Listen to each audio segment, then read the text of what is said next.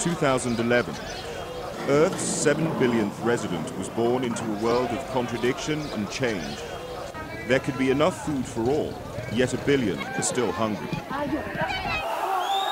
Throughout this year, people around the world were seeking freedom from oppression and better opportunities for themselves and their families. UN Secretary General Ban Ki-moon. 7 billion now look to us, the world's leaders. They need solutions. They demand leadership. They want us to act, saving our planet, lifting people out of poverty, advancing economic growth. These are one and the same fight. In Libya, Colonel Gaddafi's security forces began systematically shooting at peaceful protesters.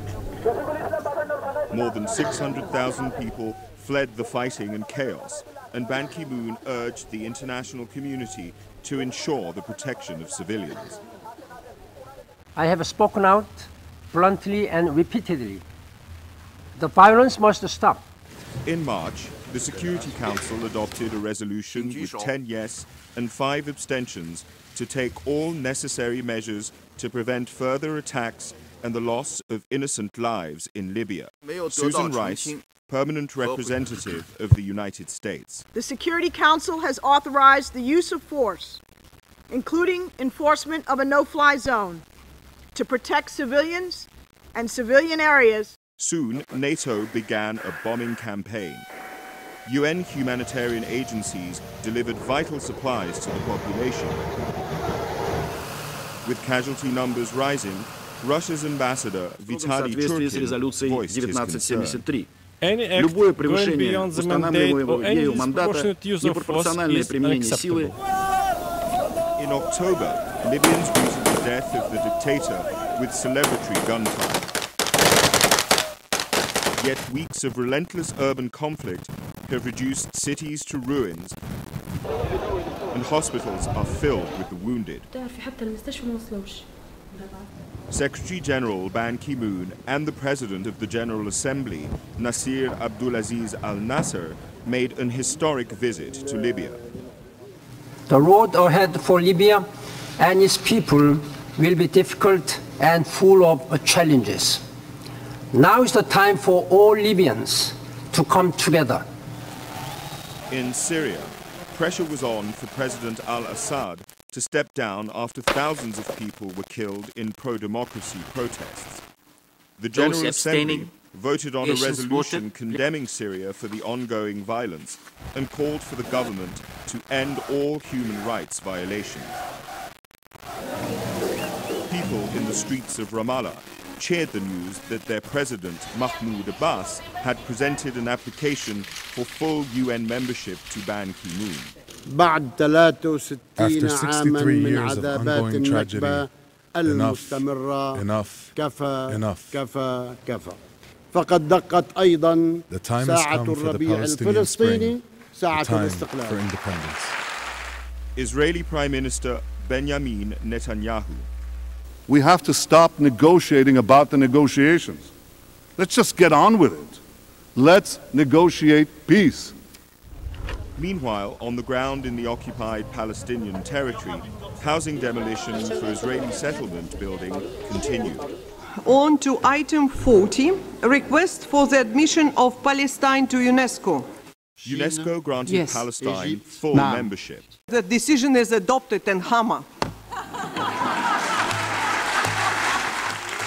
Leading to the withdrawal States of America takes the floor to express our strong opposition to this resolution. To join July, your the seats. newborn country of South Sudan became the 193rd member state of the United Nations.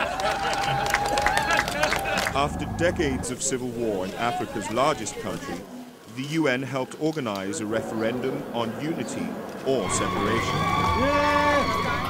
At over 100, Rebecca Kadi was one of the oldest voters to take part. She was telling me, after I vote, if I'm dead, I will be very, very happy, because I finished everything. Over 99% supported separation, and on the 9th of July, a new country was born.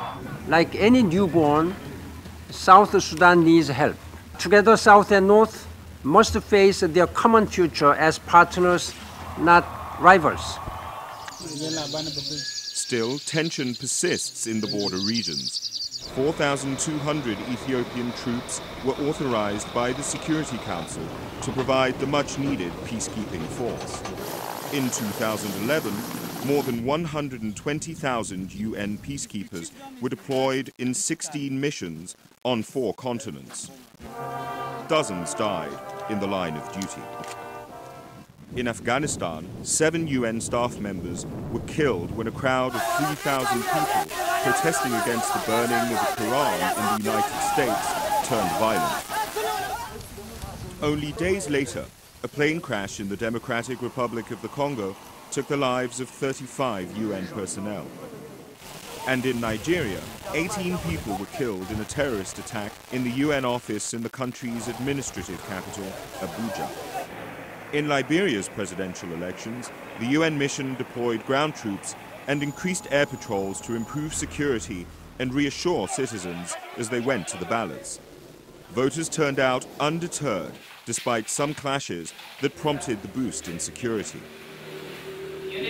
President Ellen Johnson Sirleaf was not only re-elected, she was also one of 3 women activists who were jointly awarded the 2011 Nobel Peace Prize.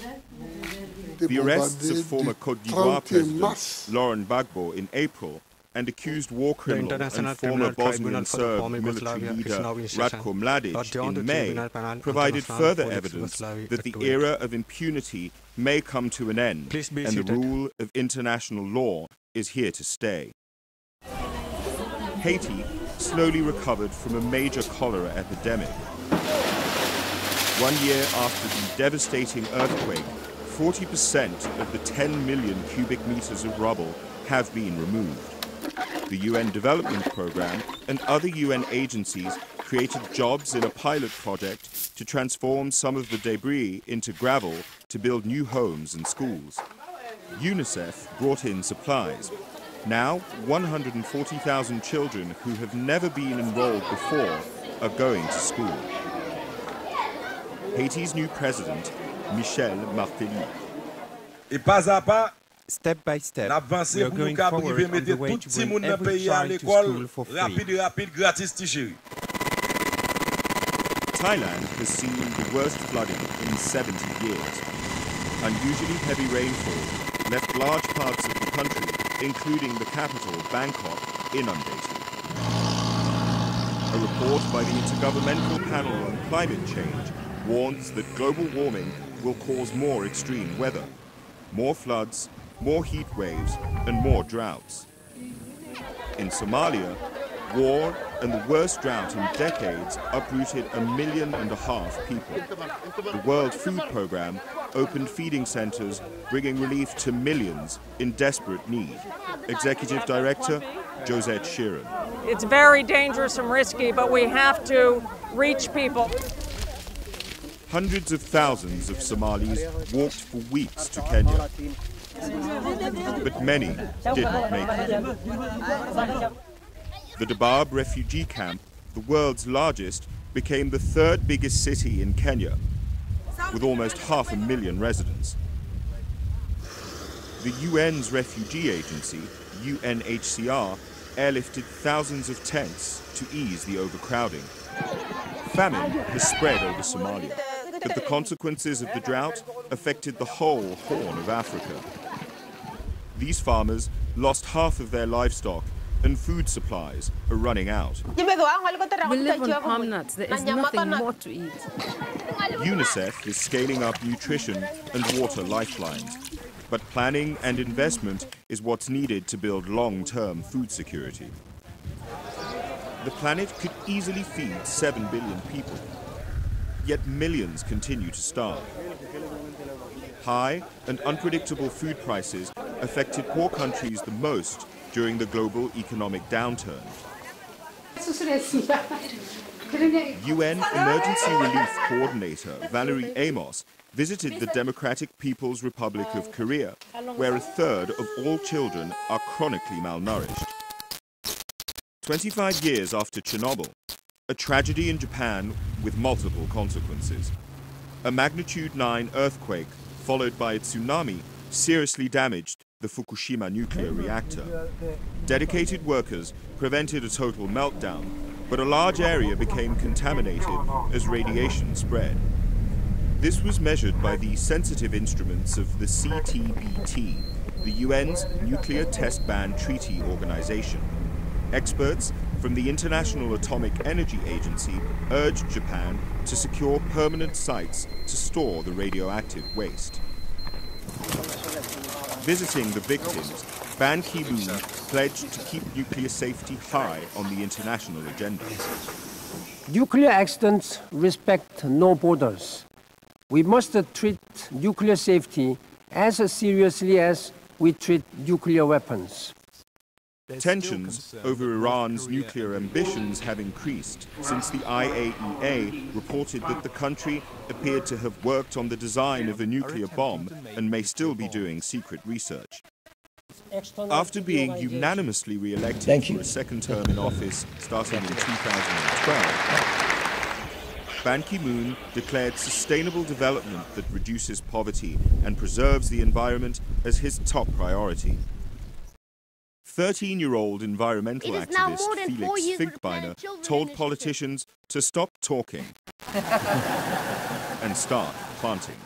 It is now time that we work together. We combine our forces, old and young, rich and poor, and together we can plant 1 trillion trees. Green economy will be the buzzwords for 2012's Rio+20 Environment Conference in Brazil. 2012 will also be the year of sustainable energy for all, accessible to the poorest of the poor. 7 billion people need clean energy to read, sustainable agriculture to eat, and opportunities and decent jobs to live a life of dignity and prosperity.